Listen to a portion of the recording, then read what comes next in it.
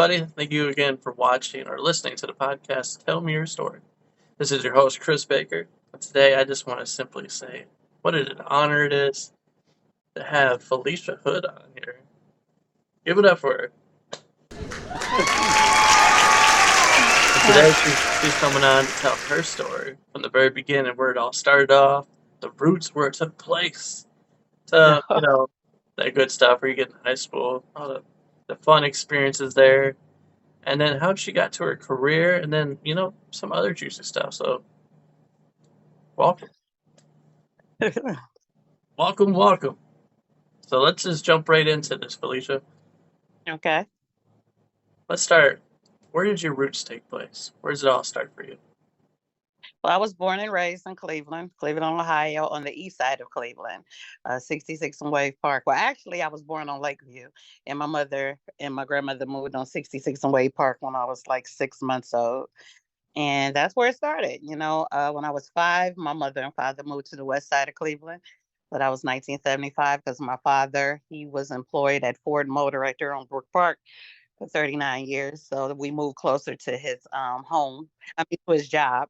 And that's where we've been. And I bought a house 15 years ago down the street from where I grew up at. And we was been on the west side since 75.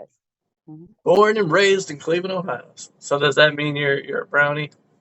You're a Cleveland Yeah, fan? tailgate every home game. We're tailgating. We're tailgating this Sunday. We tailgated last Sunday. I love it. I don't know anything about football.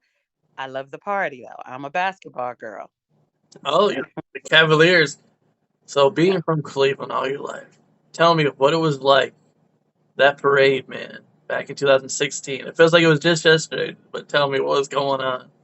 It was wonderful. I was on top of the moon. Oh my goodness. The night before that game or the day before, I think the parade took place 2 days after the game. But oh my God, I couldn't even watch the last 5 minutes of the game. I was sitting in front of my TV with my back to the TV, like, oh God, I can't take it.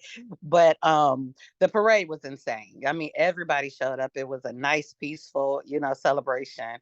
It was wonderful. That whole year was something. My youngest son graduated high school that year. It was just a year full of just happiness. Yeah. All right, I gotta fill in the audience real quick, just because I just thought about it. Like, okay, so if you guys weren't following the Cleveland Cavaliers back in 2016, let me play it out for you. There was this team called the Golden State Warriors, and they were just known for making that 3-point bucket, man. And they were coming in with the best record ever, pretty much topping Michael Jordan's Chicago Bulls record. They were looking at the verge of making history. 73, and I think it was 9, their record Yes. was. They It only had was. I lost can't 9 games. Yeah, I can't remember the exact, but I know they came back from like everyone had counted them out, and And they then, came yeah, back. then it went out. Then the finals, the championship game, the Cavaliers came in, kind of snuck into the playoffs, to be honest, and pretty much dominated, did their thing. But when they Mhm. came against the Golden State Warriors, everybody was counting them out, like Felicia just said, and was pretty much saying, "This is it. It's a wrap, man," because they were down. It was 3-1, 3-1 against the best team in basketball. And on top of this, if you're not from Cleveland or anything, I also like to mention that no Cleveland team has ever won a championship up until this point. To this point, And then we're known for having one of the greatest basketball players of all time, LeBron James. Even if you don't watch basketball, you know that name. And yeah, so he's going against the unstoppable Warriors, who are on pace to set history. They're up 3-1, looking just to top it off, win 4-1 to win the championship. What did they do, man? I'll let Felicia end this. What did they do? what did which one do? What did the Cavaliers do? Oh, they hit Kyrie Irving. He hit that 3-pointer. Without that 3-pointer, I don't think it would have been possible. I know LeBron, he made a good block. He blocked. He made that good block where they couldn't, get that point. But without that 3-pointer Kyrie made, we wouldn't have had it. For the first time in the history of Cleveland, Ohio, they brought home a championship, and what a lot of people would say, they lifted the curse. They, Yeah, they looked through the curse and we got that championship. And it was so surreal. I even shared a tear. I felt because LeBron had promised to bring us a championship, and I felt so good for him because he left everything on that court. That night, him and Kyrie and the rest of the team, but those two left everything they had on that court. That's how you saw LeBron's reaction. He fell to his knees and he just started crying. He left everything on that court. He gave that game everything he had, and it just warmed my heart to see that. And I cried like I was kin to him. and what started a lot of people, even if, I don't know, did they say it out there a lot? Believeland, Believeland. Because I've never heard that, to tell you the truth. Yeah. I see that everywhere now, especially when I get towards Cleveland. Believeland. They don't call it Cleveland no more. They call it Believeland. Oh, really? I'm about to tell my sons that out because I've even never heard them mention that. Or my nephew, because he's the basketball star, he would have told me. Yeah, okay. And it all started that night. The Yeah, Cavaliers stopped history from being, well, actually, I can't even say that. When history was made with the Cavaliers, was but to go eight. Yeah, eight history. Yeah. and washed away the Golden State Warriors' best season ever. Yep. I've tried to take it away from us for what she said, but I'm glad he had enough sportsmanship to make her take that down, and apologize for that. But it was great. It was really great. and that's Hmm. and that's what I was saying. So I could only imagine what it was like being from Cleveland and Oh just yeah. witnessing and seeing it firsthand. Yep, and people that used to live in Cleveland, that was born and raised in Cleveland, but moved away, they flew in for the parade. So many people came to Cleveland for that parade. Everybody around the world was happy for us, even if you wasn't from Cleveland. People was coming for the parade because they were just that happy because they knew that the curse was broke and we had just made history. So it was wonderful. That did a whole lot for the city. Yeah.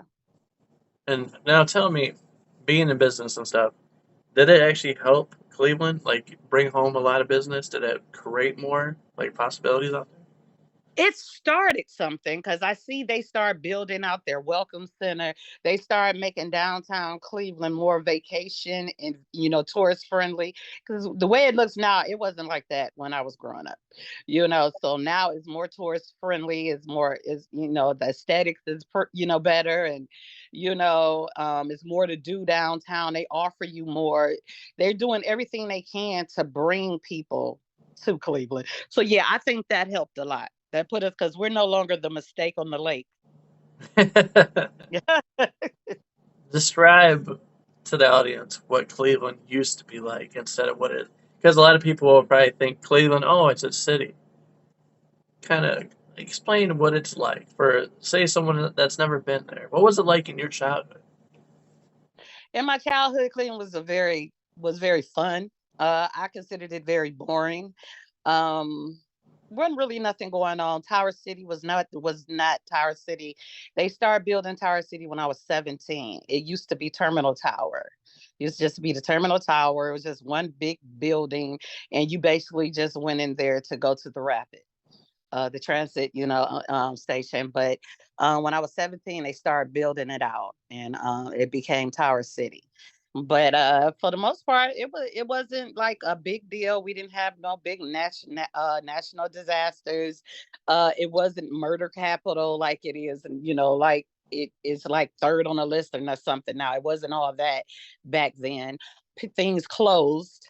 At 12 o'clock, nothing opened until after church, when in Cleveland. 12 o'clock, that's when the stores opened and everything.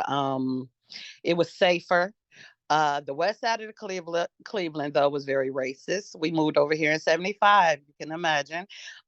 We were one of four Black families in our neighborhood, and we was truly harassed for like a year. The first year we were there, we were harassed. They threw frozen beer cans through the window. The same school that my youngest son graduated from was refused to enroll me when I was a kid because of racism, you know. So yeah, Cleveland was very, very different, and I live in the exact same neighborhood, so I see all the changes. You know, I see how everything is so different. Um, I remember when busing started. You know, when they, did that. I was in the third grade. I remember all these children coming in and all these buses pulling up, and we're like, "What in the world?" But it was very different. You know, it's more inclusive now. Uh, because back then it was not. It was still very, very much separated, and but now everything is inclusive. You don't have, I'm pretty sure it's still well, I'm actually very positive it's still racism on the west side, but it's undercover now. Like on my street, I'm the only black person on that lives on this street, but we all get along, never been treated any different. But in 75, that would have been much different. You know what I'm saying? Yeah. Much different time period. Now, would you say a lot of stuff has changed a lot since then? Is like segregation is starting to become like a less noticeable thing. People are becoming more, speak. How do I even put that into Oh words? yeah. Oh yeah. People are more um okay, if you are racist, you have to deal with it or move. That's basically how the world is becoming now over here, because no one, you don't run into racism no more, really. At least I don't. Uh, every now and again, I'll go to a store or I'll go to a bank or something, and I'll get that vibe. But for the most part, it has changed. It is truly changed, and the world, what I think has changed about the west side, to tell you the truth, or the world period, I think millennials. Oh, I think millennials has, even though, and I have two millennial children, so don't take offense to this because I think you are a millennial also. Even though I think millennials are probably the most annoying people on earth, y'all just have I tell my sons this, like, you all know everything, but in reality, you do know everything. You have more available to you all. More things was available. You have a better education in front of y'all. Y'all have more things available. So you all do know a lot.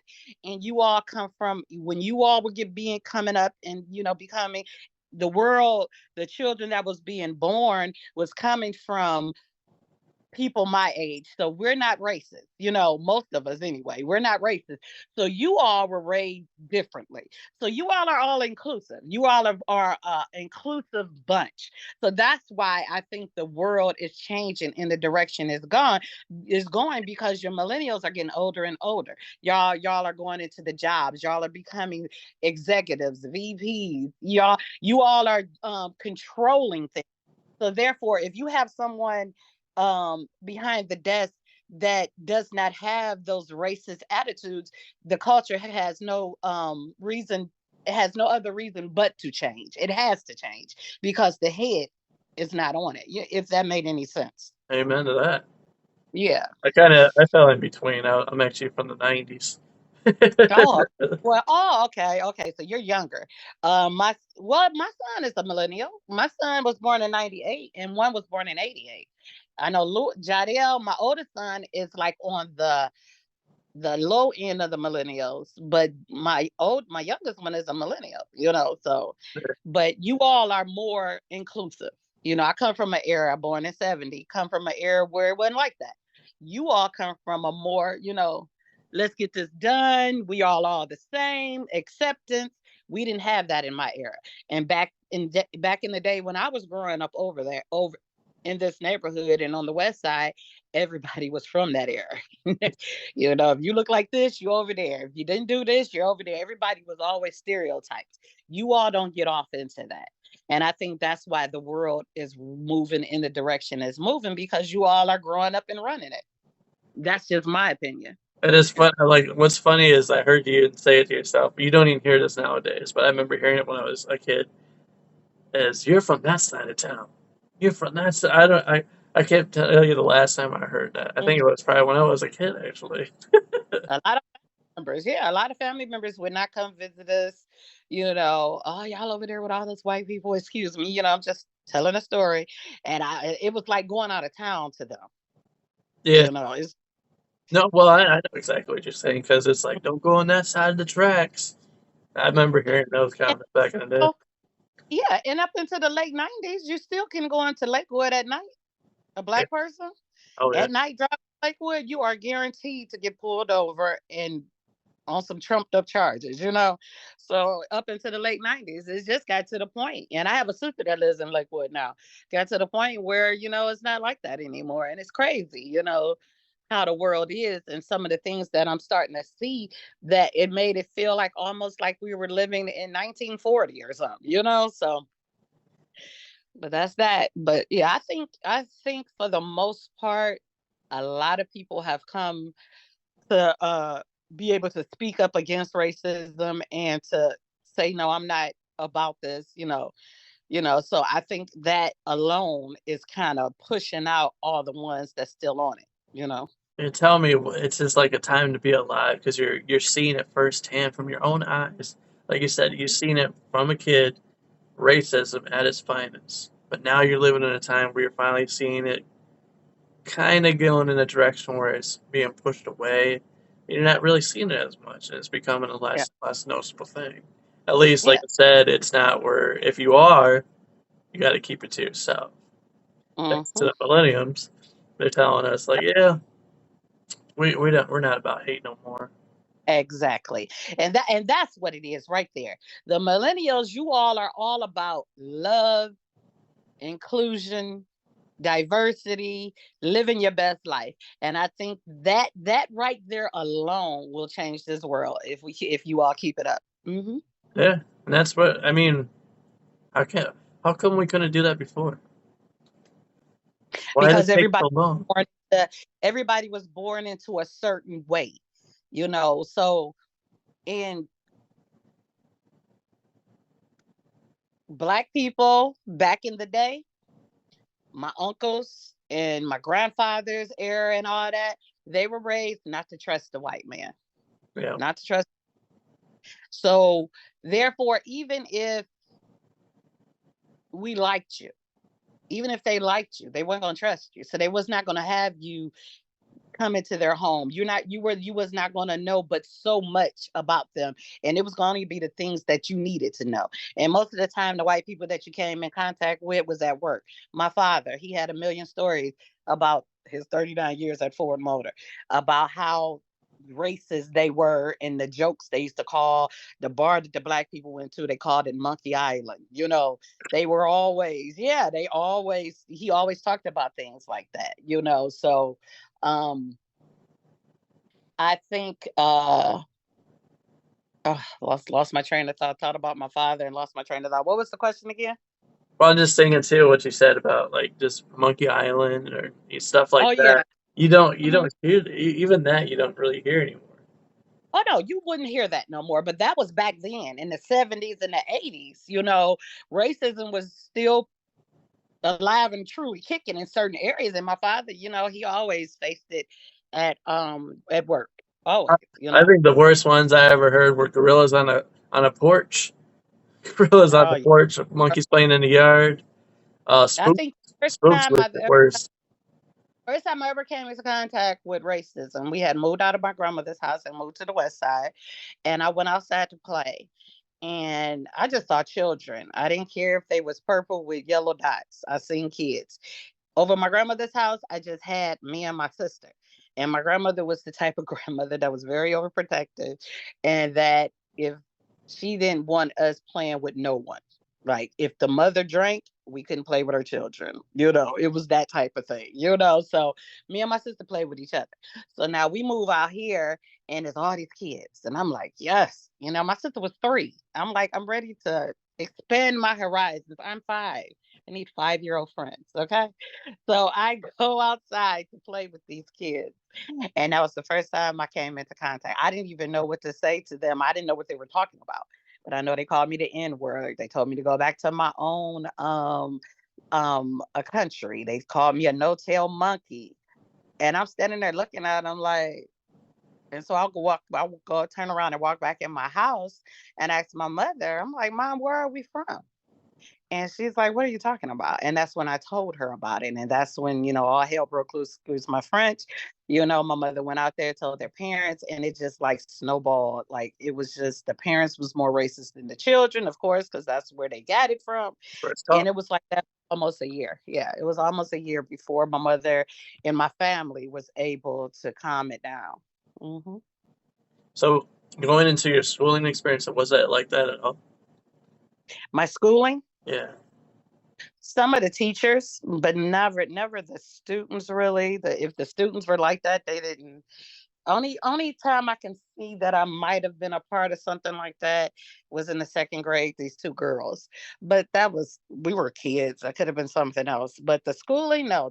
I've come into it with some teachers before, but never really students. Mm-mm. Well, tell me more about what your what high school was like for you.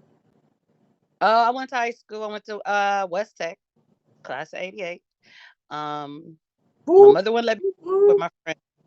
Right. That she sent me to West Tech, and I met a guy, and yeah, history was made there. I got pregnant at 7, you know, pregnant at 17, had my son at 18. I had a ball in high school, obviously, but I see. yeah, I see.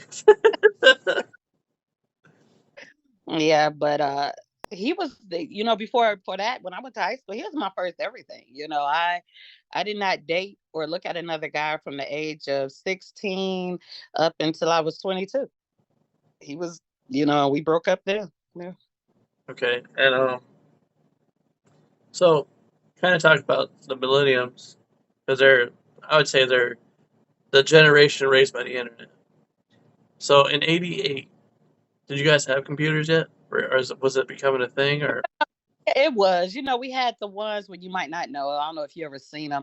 I think they're made by IBM. Everything was green or blue, and it was, just the square numbers. You take away one of the things to make a two, put one back to, that's how everything looked on the screen. It didn't have any of these capabilities. We used it. We had a class called Think, and that's where I was introduced to computers, because we used to do what are those things called? What is the name? Apple is to fruit as door as is to knob. What are they called? I forgot the name of the study, but that we used to do those kind of things on in this class called Think. And my son said they don't even teach Think anymore.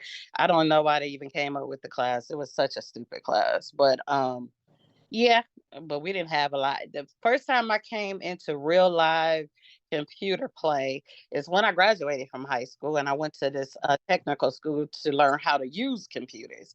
And that's when I came, got real into it, how they work, because I graduated with a certified computer operator. So I knew how to do all that kind of stuff. The only thing that they did not teach us was Excel. Excel wasn't really a big thing then, and I learned how to do that. I came in contact with that when I was, I want to say 25. Yeah, I was 25 when I came in contact with Excel for the first time. Yeah. Hmm. so is that what you ended up doing for your career? What'd you go into your career with? I went into banking, and it was on a humble. So I was at home and my cousin called me. So I'm starting all the way from the beginning. My cousin called and said, I'm about to go to this temp agency, Felicia, to sign up for a job. And she worked in offices and banks and everything. And I did not even know temp agencies like this existed. So at this time, I wasn't working or anything, and I was at home. I only had one child. I was still at home with him, and if I wasn't 25 yet. I was 24 when I went and did that, and he had just started school. So I said, okay, I'll ride with you because he was in school or whatever. And I'm the type of person, I don't like anyone to see me sweat, and I don't like not knowing something. So I walked in there cool, calm, and collected, like, do this all the time. You know, Ben knew about this. No one knew I didn't know anything. And I'm just looking around like it's business as usual. And before we left, I took a card. And so when I got home, I called back and said I wanted to interview. I wanted to go I wanted to sign up. I had everything my cousin had at the time. I hadn't graduated college, but I had a high school diploma, so I figured if she could do it, I could do it too. So I went in. So I get there, they say, so what are you looking for? I said office work. They was like, well, we have a few positions, but you have to take a filing test and you have to take an Excel test. Never seen Excel in my life. Never did it in my life. You're like, what's the next test? What is that? Right, exactly. So I'm like, they say, do you know Excel? Oh yeah, sure. Yes, You know, we do, I do it all the time, right? So they put me to the computer. And this is when it got serious. So I'm a praying woman. I'm a very spiritual woman. I have a great. So I sat there and I said, okay, God, and this is the absolute true story. I said, okay, Jesus, God, we got to take this test together. We got to take this test together because I don't know what I'm doing, So I sat there. She told me what to do. She walked away. Be back when you're done. Comes up the question. I read the question. I look at the answers, multiple choices. Don't know what I'm doing, so push a button. Every single button I pushed said correct. Wow. That wasn't that but God. Hey, And I'm sitting there like, if someone would have said, Felicia, take this test again or tell me how you got these answers, I would have been up a creek. Because I promise you, every time I think I missed one question, you're correct. You're correct. Every time. Got the job, history was made. Went to Charter One. That was in 95. They sent me to Charter One. And I was there to 2005. And I just been off and running ever since. And every job I got higher and higher. I mean, that's an important note, though, to add for anybody that's listening, especially what you just said. You went in there nervous as could be because you just knew, like, I don't know much about this Excel stuff. What is this? I've heard of it, but I don't know what it is. But an important note is, you guys ain't ready for this preaching moment. God, man. Any tough situation, any battle that you're dealing with, anything that you go through with life. I mean, that's how you should be every day, is having the Yes. Lord, Jesus Christ, with you every day. Yes. Every Yes. day. Because you will never be stressed out ever again. You never have any worries, no doubts. You'll just have that confidence in your own ability. I mean, Yep. for the non-believer right now, you might be thinking I'm talking out of my butt, but I'm telling you from my own experience, I have been there, I've seen it, I've done it, but not by myself. Never. I wouldn't be sitting here, Chris, if it wasn't for God. The things that I have endured in my 53 years, I know it has to be a God in heaven taking care of us. He's always showed up. He might not always showed up in my life when I prayed. Excuse me, I get a little full when I talk about things like this. He might not have showed up in my life when I first holler out to him. But believe me, he always shows up and works it out. Sometimes it catches me off guard when I think back and be like, oh, wow, I prayed for this, and I'm actually doing it. Or I prayed for this and it actually happened. So, I know as a God, and also know as non-believers, but I don't understand how could you not believe? Um, Yeah, that's where I've always kind of stood, I don't. where the world would Mhm. never, it wouldn't make sense to me. If there's I no God, then how did this all happen around us? exactly. I mean, it I just had doesn't prayer. make sense. Exactly. I used to pray every day. I used to it was a prayer, but it was just like a canned little phrase. And I said it so much that I said it was so much in my self-conscious that I said it without even realizing it. That I used to always pray, Lord Jesus, just help me make a way to take care of my son. I only had one son at the time. And I say that so much, just please just help me make a way to take care of my son.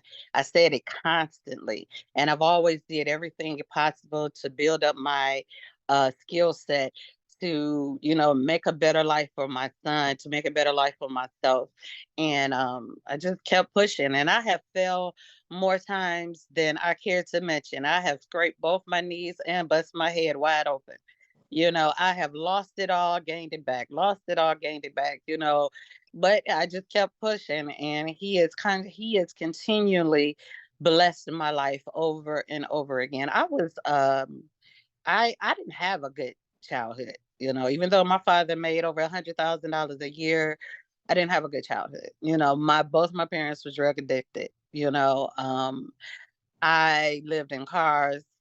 I slept at airports. I slept in abandoned apartments. I've been to bed more times than I can remember hungry. I've waken up hungry. I've been molested, raped. I've been through it all. The reason why I did not accept the proposal from my oldest son's father is because of my mother and father's addiction, and I had three younger siblings that I was worried about because I know I was the only thing that's holding them together. So if I had a left, because he was going to the service, if I had a left, I have left them too open, and I know for a fact that they would have went to Messenbaum because my mother and father, they were just gone. So I know I needed to be there because I was 18, so they were 16, 13, and 10. So I knew I couldn't have left them. And so that's how my life started. It was absolutely horrible.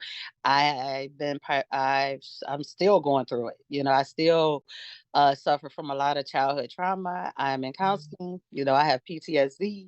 And that was the birth of my um business, all purpose, even though I'm getting ready to rebrand that. But what I do, I'm a prime angel.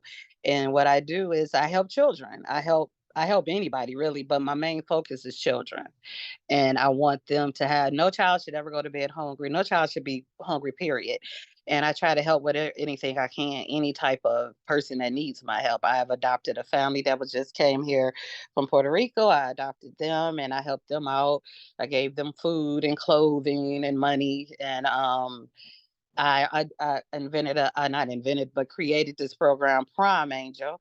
This was the second year that I sponsored two teams. This year I only sponsored one because my own granddaughter was going to prom, and I wasn't sure how much money she was going to hit everybody for, girls, so she was alone was 1,500, but just like Lord Jesus, but she ended up not going, but that's a whole nother story.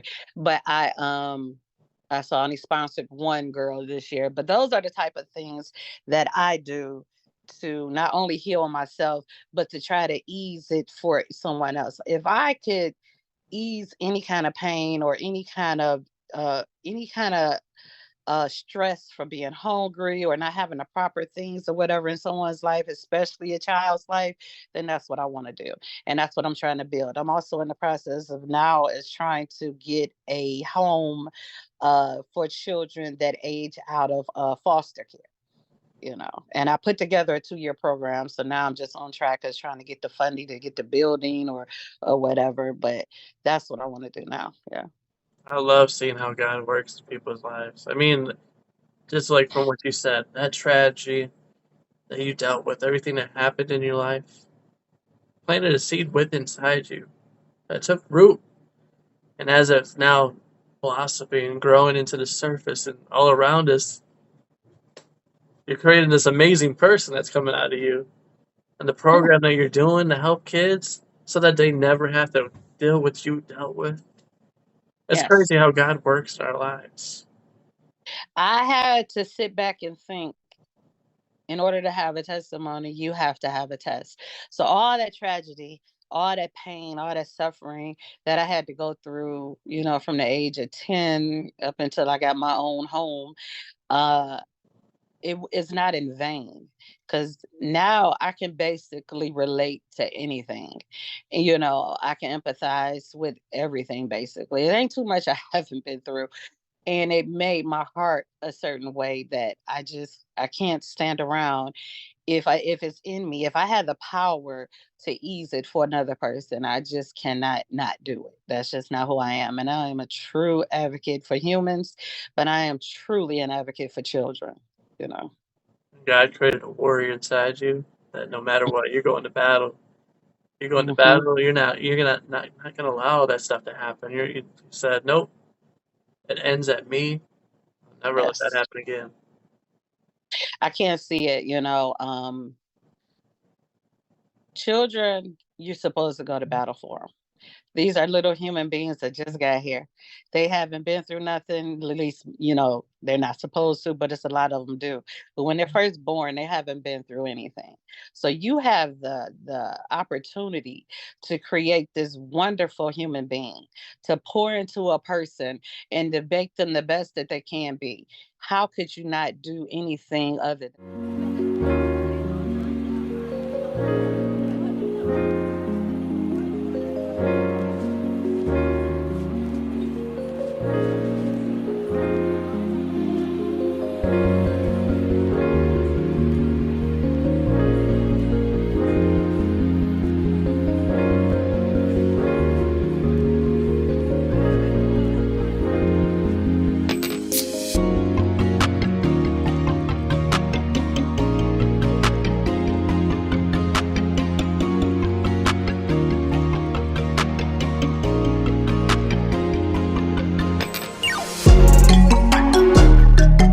Back from the commercial break, we had to take. We got to get paid somehow around here.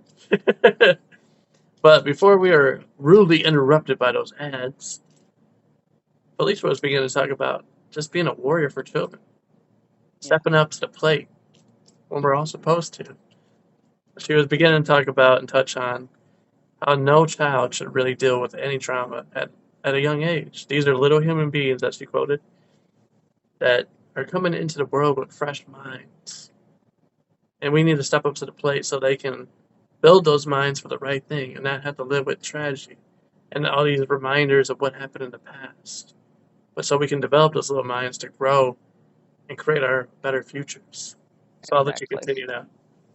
Yeah, you know, this is a rare opportunity. Dealing with a child and raising a child, that is the single most important gift and job that you will ever have. I'm not talking about your job. I'm not talking about anything. To raise a human up the correct way, to give them emotional comfort, mental comfort, all that is important, and you have to do it correctly. You know, my first son, raising him, I raised him with panic. I was completely paranoid. I was completely just out of my mind with all the issues that I had, all my childhood trauma. So therefore, I overindulged him. If it's a such thing as over loving him, I did not want him to suffer not one bad feeling, and that impossible, you know. But I put my best foot forward. I put my best foot forward.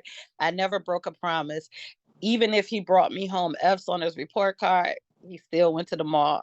I did, even though in my damaged brain, I thought that I was loving him properly, when really I was damaging him also, because I created this entitled, selfish human being, you know.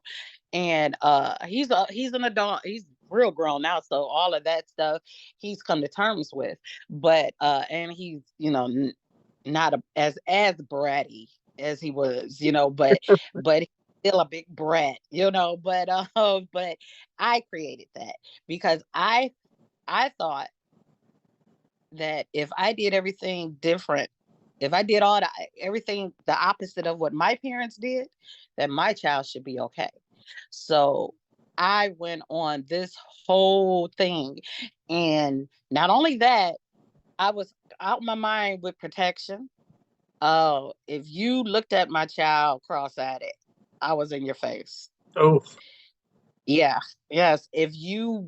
If I got a bad vibe from you, you couldn't come around my child no more. I never had company except for my friends, girlfriends or whatever. Never had men over him or whatever, even after, me and his father broke up. The first guy I brought around is the guy that I've been with ever since. And I remember him getting an attitude. My son didn't like it because he had never seen me with no one. It was always was me and him or me, him and his dad. So he didn't like it, and I panicked because, like, oh my God, what has he done to my son? Did he do something to my son? So now I'm ready. I'm in warrior mode, and I'm on 10. I'm a Like, baby. I'm like, what happened? What is going on? What did he do to you? And it was nothing. He was just being a spoiled brat. He wanted me to himself. And so you have to be real careful. And this is one thing that I always say. And because I know someone wants me to, I was contacted by somebody, they wanted me to speak out of school about teen pregnancies and stuff like that. And I always say, how I started off raising my son is the perfect example of why children shouldn't have children. Perfect example. You just want to buy them nice outfits and tennis shoes and take them to Disneyland and give them everything they wanted and everything they thought they wanted and never have them suffer consequences because you don't want to make this baby cry because I feel like I've cried enough for both of us. I can't let my son cry. So that's why, we need to be more mature when we're bringing these kids into the world. I figured it out by the time he became a teenager, I think. But by that time, you know, he was off and running. He was who he was. He was 16. I had a 6-year-old that I did things different with. So they're totally different people. Because even though he's 10 years younger than his brother's still more spoiled than him. So yeah, they're totally different people. But yeah, I made mistakes, but not in the way of harm. The biggest mistake I made is I was too young to have a baby, and when I became a mother, I was too damaged to do it correctly, if that makes sense, Yeah. Well, Mm-hmm. and at the same time, as what a lot of young parents don't realize is you're learning. You're taking on a little you at the same time because you brought it into the world. Praise God. But that's the beautiful thing of it all. Is like, yeah, we're kind of going by what we know, and at the same time, coming from your past, you're trying to avoid it as much as possible. You're trying to make it so it's not happening, but at the same time, you're trying to do it a certain way, and as you're doing it, you're learning. Yep. So the way, I mean, he might have came up bratty, but how is he now? He's wonderful. He's wonderful. He always says, "Ma, I had a great childhood." He always tells me I was a wonderful mother. He doesn't. Then my children are the ones that grew up and said, "Ma, you need to get in counseling. You need to go to counseling.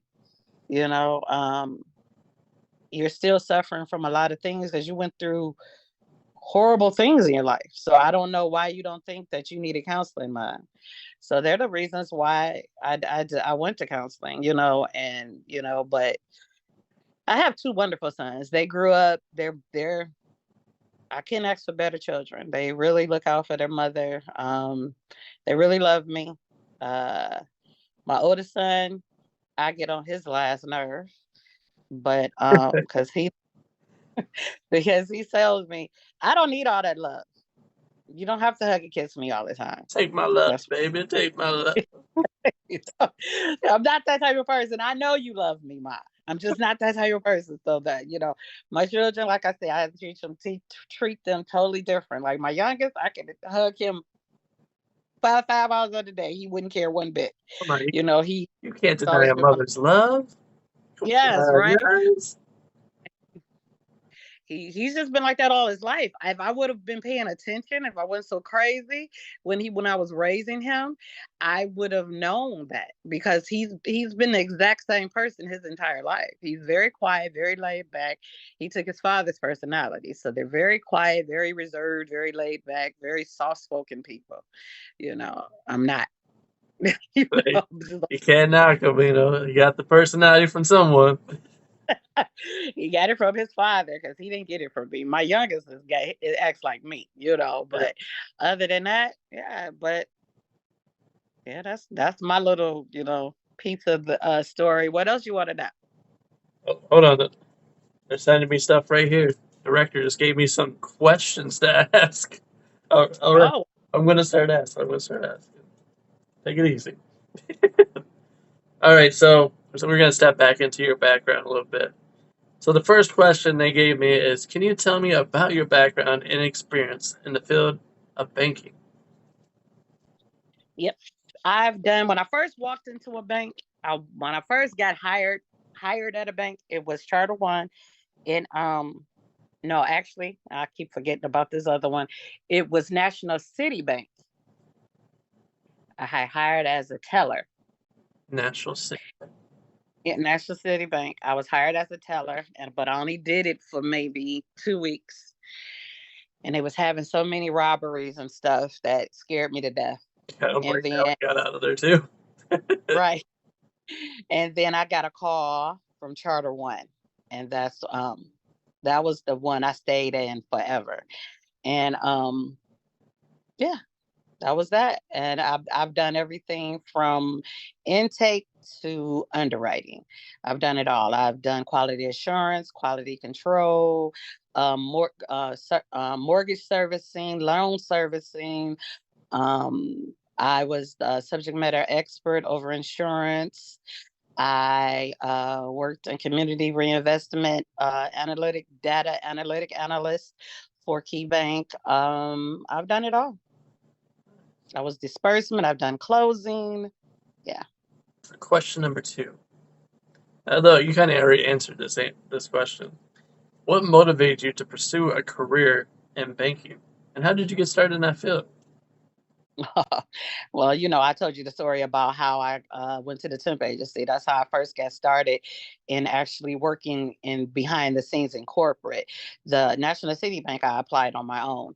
But yeah. And what motivated me is brokenness. Yeah. Just being broke, needing a job, being a mother. That's what motivated me. Being a mother, needed some money to take Yeah, care of needed your money. babies. All right. Question number three. You mentioned you have many years of experience. Could you highlight some key milestones or achievements from your career that you're proud of? The promotions. I created quite a few processes for KeyBank that was implemented that they will use well after I'm gone. Um, I landed my dream job. Uh, right, and the dream job is the community reinvestment because, like as you can tell, I'm all about giving back. So the Community Reinvestment Act analytic data analyst. Sheesh, that's a mouthful. I wanted that. I got turned down 4 times because I didn't have a degree. Mhm. Um, I was actually in school at the time to get my degree, and so I was just like, forget it. I'll um I'll reapply when I graduate. So, and then the next day I walk into the office and I see an email saying I have an interview for that position, and they gave me the position. And I graduated college a month later. I didn't get my degree until I was 52. Last year, April 30th, I received my college degree. That girl, that's how you do it. Yes, and and now I go back October 10th because I'm going to get my bachelor's because that was just associates. Then what motivated me to go back, because I hate to be told no. I applied at the Federal Reserve, and the lady called me and was like, "Oh my God, we would love to have you. The only thing is you have an associate's degree and not a bachelor's degree." So that was the only thing keeping me out of the Federal Reserve. So I was like, "Oh no, that will never happen again." And so that would make me go back. And anybody that's watching and you're thinking like you can't make that career change or you're just I mean you just said it right there. 52, but you're out here still making it happen. So what's Mhm. your excuse? Time is going to pass anyway. Like I'm going back to get my bachelor's. It's going to be another year and a half. A year and a half is going to pass anyway. So why not go to the end of the year and a half with a degree Yeah. instead of, oh, I should have did it. It's going to pass anyway. So you might as well fill it with something positive. No what ifs here. You did it. You're out here Hmm. doing it. I'm trying. Question number 4. In your introduction, you mentioned mentoring and working in cross-functional teams. Tell us a little bit more about that. Well, I was a trainer, and then I had to do. We had cross functional. We was cross trained on everything, but my specialty, like I said, I was the subject matter expert on it. Life insurance, all things insurance. I built it up from the. I created the procedure, the processes, and everything, and then I trained people. I'm not going to say I was their mentor because I don't feel like I was, but I just trained them on their job. Now, outside of work, I've mentored teenagers, and I ask them what they want to do, and I help them along or whatever, but not inside of work. Hmm. Great answer. Hmm. Number 5. Can you share an example of a complex challenge you faced in your career, and how did you successfully navigate it? Training this one lady, and she complained on me because she said my encouragement makes her nervous. So she did not like it when I told her that she was doing good. And I talked with my hands. She said that made her nervous. She said that made her nervous. And the tone of my voice Oh, made her nervous. Gave her anxiety. Um, so yeah, that was the biggest challenge. And I trained her. I started training her August. And I was still training her in February, and she still wasn't learning. so how did you adapt to that situation that you were able to do? Well, I Googled anxiety and I tried to find out how do you deal with people that has this type of anxiety. What do you do? And I went over and beyond the Call of Duty to try to accommodate her, without just completely losing who I am, because Yeah. they basically that's what she was telling me. She doesn't like who I am, the way I talk. Nothing I did was good enough for her, and it just boiled down to she just didn't want me to train her. Um, so after all those months, I went to my supervisor and told her this ain't working, and I give up. And that's what happened. And then she got with another person and learned how to do it in one day. Really? So I was just, uh, yeah, I've had that similar situations where you're just trying really hard just to train that person, that individual, but it's just not getting through. Getting through because how she got trained in one day? Everything that I gave him, because I trained him. Everything I gave him, he gave her. Same things I gave her, but she wouldn't accept from me. She accepted it from him, and that's how she got it. If she would have just accepted that, the cheat sheets and everything that I gave her, she would have been able to do it with me too. So it wasn't the training; it was me. She didn't want me to train her. That's what Right. that was all about. Hmm. Well, sometimes it works out that way. Might not be the Yeah. greatest thing, it might be an ego kick. That's, I like I said, I keep saying, I'm a little older. So I've been in banking, I've been in corporate for a very long time. So I've seen corporate before um diversity and inclusion and what is it? Equality, diversity, equality, and Yep. inclusion. Yeah. I was there before all that, so But in a, from that. I would say, Huh? sorry, I would say in a way it plays out from your era, from the 75s. So you're like, Of yeah, course. I'm used to this. It don't bother me. Back in the day, I knew this is dirt I what it was. rubbed on me. I'm good now. I knew what it was. I knew her problem with me, but that was her ignorance. But I was going to still do my job if she would have let me. Yeah, But I knew it because of the color of my skin and who I was. She didn't. She was an older, Caucasian woman. She didn't want me teaching her anything. And I got it, but I still was going to do it because that's what I was told to do. yeah. That's what I was, you know. So, but like I said, I was there before all this, diversity stuff is going on, and they're trying to crack down on that type of behavior. And so I experienced that and saw a lot. I've seen a lot of that in corporate. So it is what it is. But at the end of the day, she got trained, but wasn't, didn't affect you at all. You're still there. You're still rocking and rolling. All right, next question. So, how do you stay up to date with the ever changing regulations and requirements in the banking industry? We have to take tests. We every month we have a test to take. And we have to do reading and we have to pass that test, or if you don't pass the test, you have to go to a class. So yeah, they make sure you stay up on all the regulations and everything. So, if anybody's wondering, you want to work in a bank, it's required. You have to stay up to date.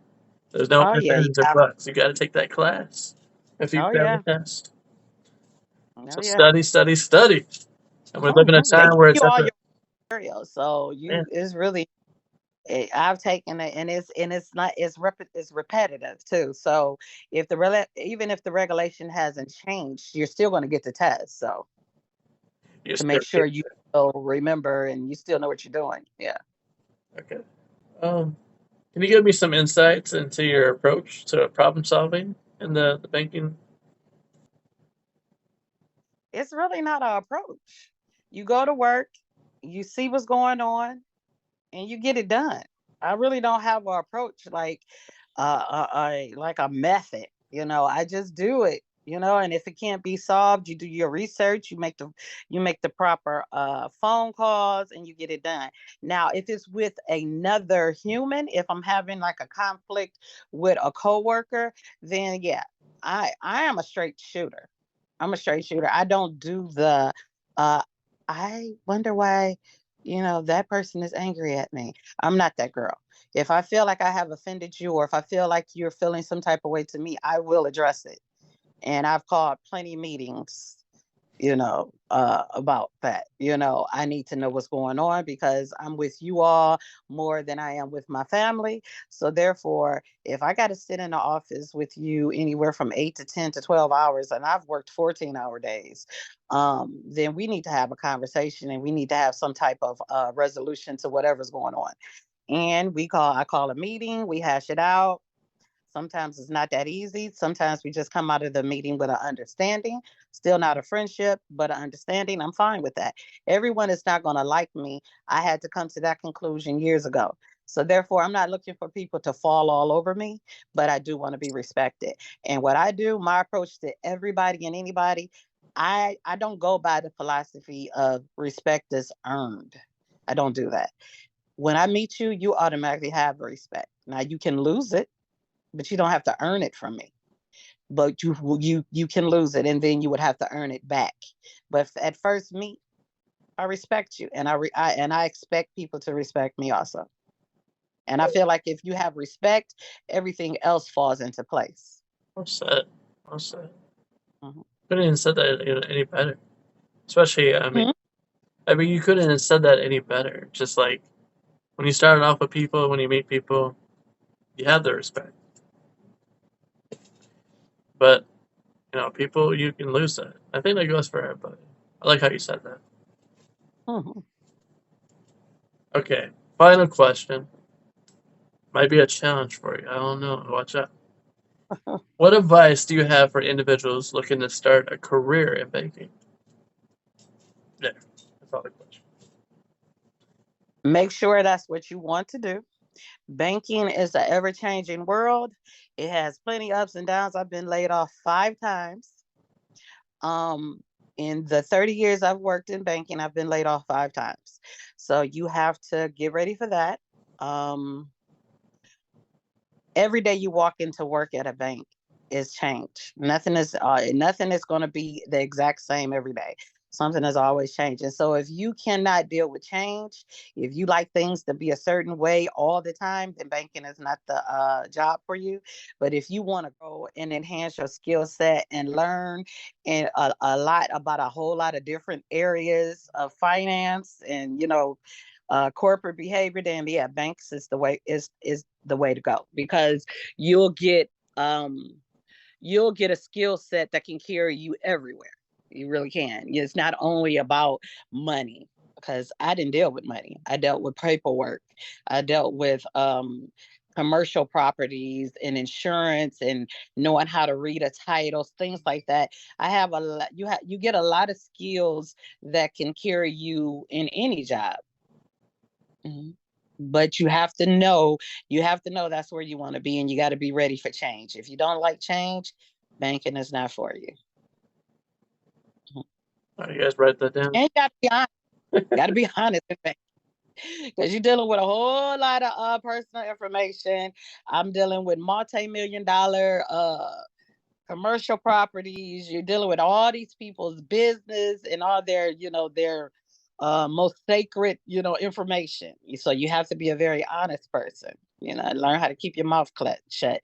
Because one thing about banking too, you're not allowed to talk about anything outside of that bank. Yeah, because that goes against the regulations. Mm-hmm.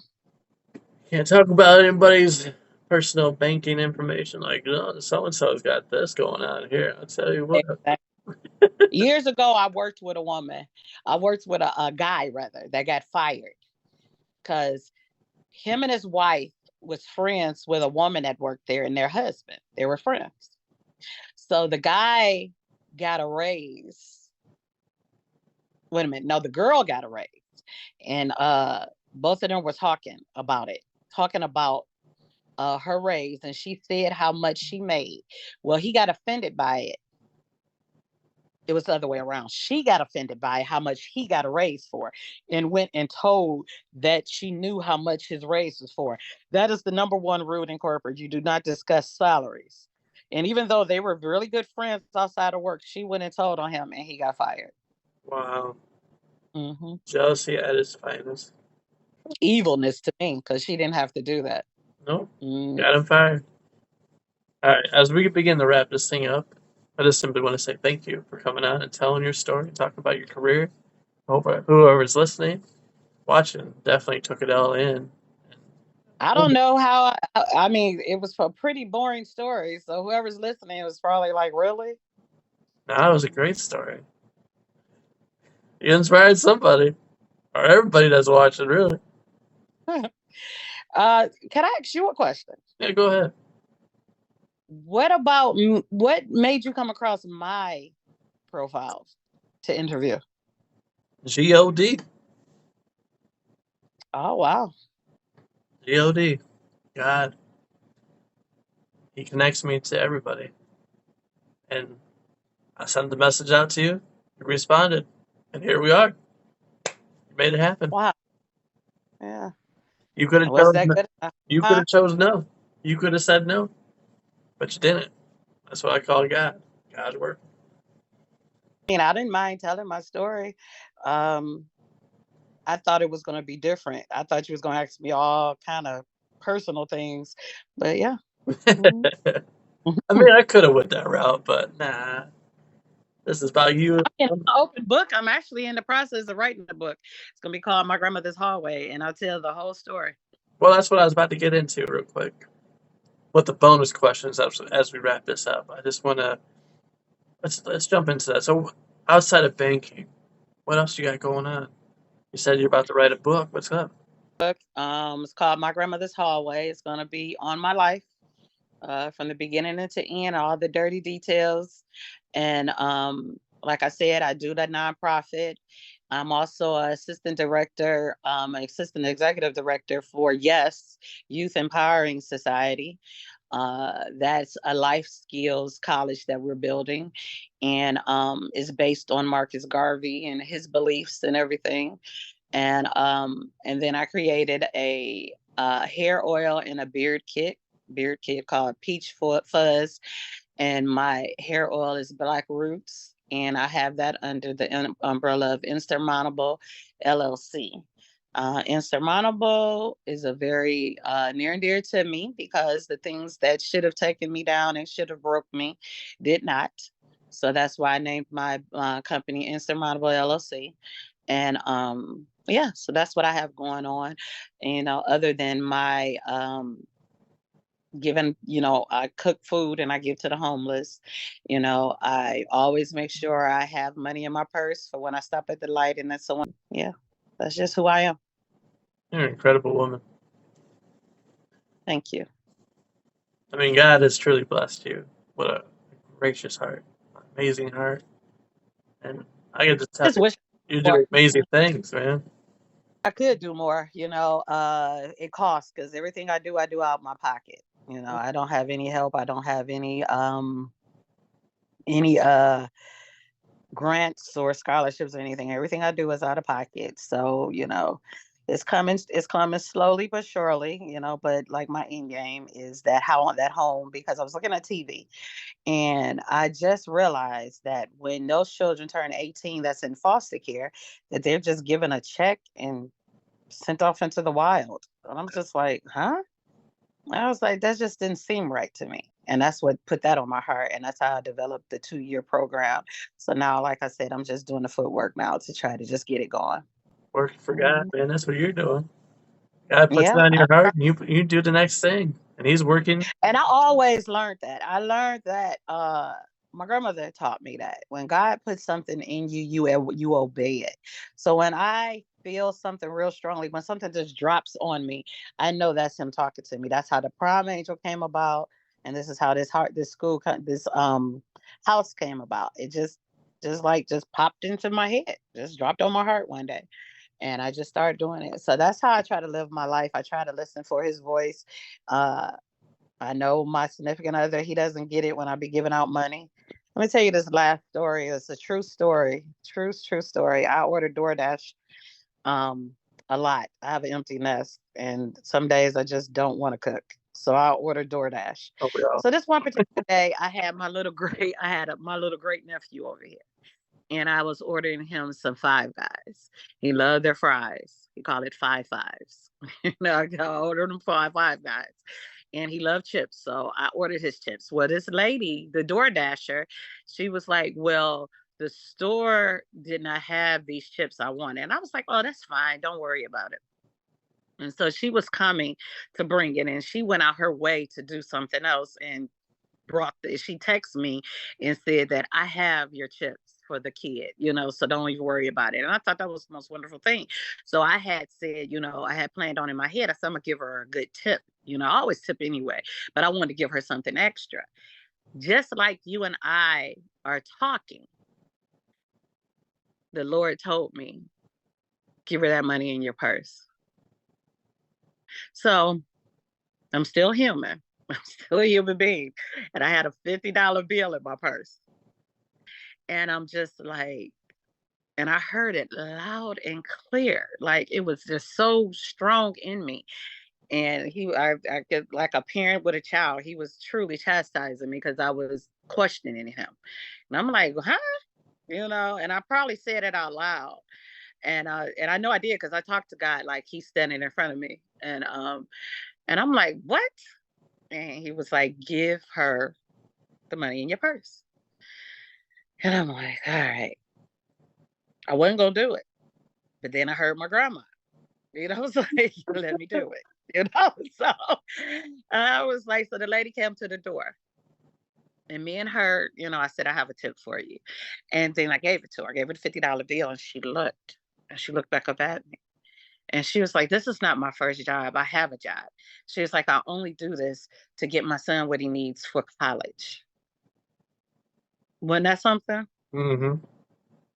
And I was like, that's why God told me to give her that money. So I always listen to His voice. That's why she needed that for her child. Just leaves you speechless when you hear stories like that. Yes, and it sent chills to me. I was just like, oh my God. And that made me wish I had more money in my purse. And at 50, I know. And she was stunned. She was just standing there looking at me like she couldn't believe it. And I came back in the house. I was like, okay, now I get it. And I left it alone. But that was truly him told me to do that. And it was really for a reason. And he let me know immediately what the reason was. Wasn't that great? Yeah. Yeah, that happened to me so much. I was in Family Dollar one time, and I was at the counter, and I heard this woman talking. It was the cashier talking to her son on the phone, and what I got from the conversation is they didn't have any food. And she said, well, it is peanut butter there. And he must have said it wasn't jelly because with the conversation, I was able to pick up on this. So I wanted to do something for her. But for some reason, I just like, forget it. There was other people in the line. So I walked out the store. I left the store. I get halfway to my car. This man says, Miss, I can't, my phone won't work. I'm stranded. Do you have a cell phone? I said, yeah, I'm a paranoid woman anyway. So with the way the world is today, I'm looking at him like, I was like, yeah, I have a cell phone. He was like, can I use it? I was like, well, we're going to go back in the store and then I'll let you use the phone in the store. I give him my cell phone. We get in the store. He puts it to his ear. 3 seconds later, it wasn't even 3 seconds. He hands it back to me. He hands it back to me and was like, never mind. Walks out the store. Immediately, God put it back on my heart. Get her some food. And I went back there. I went to her and pulled her to the side. And I told her to go shopping, get what you need. And I'm going to pay for it when I get to the counter. And she's like, are you serious? I was like, yeah. Yeah. And then pay for it when I get to the counter. And then I left back out the store. When I left back out, when I turned around to see exactly, because he said the man was completely gone. The man was completely gone.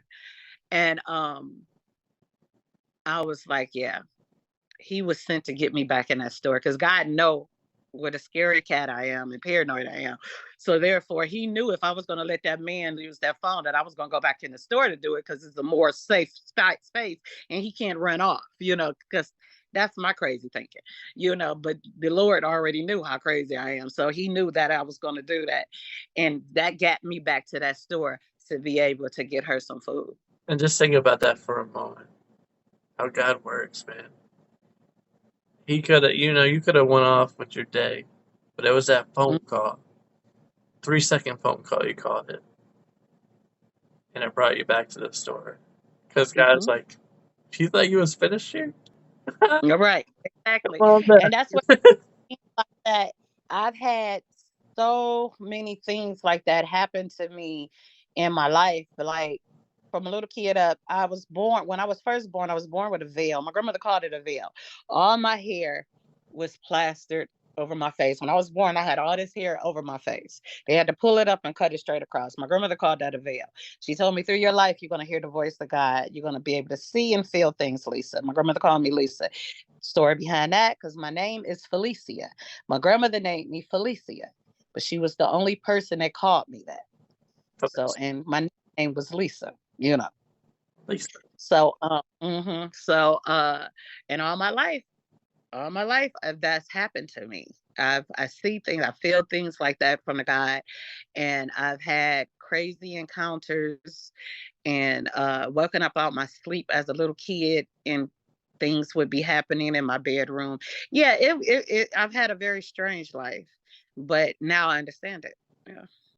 Yeah, it makes sense though. God's just been in your life all this time. Yeah, And you believe yeah, that and when you thought you was alone, there he was, holding your oh hand. yeah, I know he prepared me for a reason. And now that I've lost so much, like I lost my mother on the 22nd, my best friend and my sister, she was my best friend. She died last year. My father died in 2020, but the end of it, so we buried him in 2021. So 21, 22, and 23, I've lost three of the most important people in my life. And I'm still here. I'm here alone. I have another sister. She has mental illness, and my brother, he's incarcerated.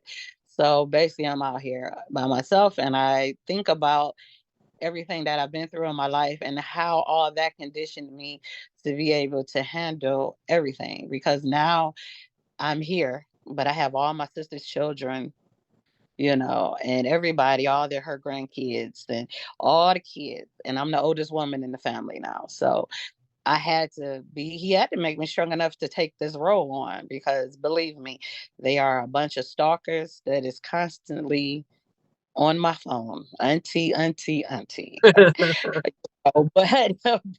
I don't think that I would have been able to handle this if I hadn't went through what I went through in my life. I don't think I could have took on everything that I have taken on if it wasn't for the conditioning I had, even though it was absolutely horrible, when I was going through it, but now I understand it because it gave me the heart I have, the strength and the mindset. Yeah. And just God, man. God at work. Okay, as we begin with this final one, how do people get in touch with you? If someone wants to connect to you, reach out to you, how can they do that? You can call me at 216-972-1610. Felicia.hood@yahoo.com. I'm on Facebook, Felicia Hood. I'm on Instagram, Head of the Table 216. Head of the table. All right. Thank you, Felicia, for telling your story. And thank you, everybody else, for watching, listening. This is your host, Chris Baker. Until next time, peace.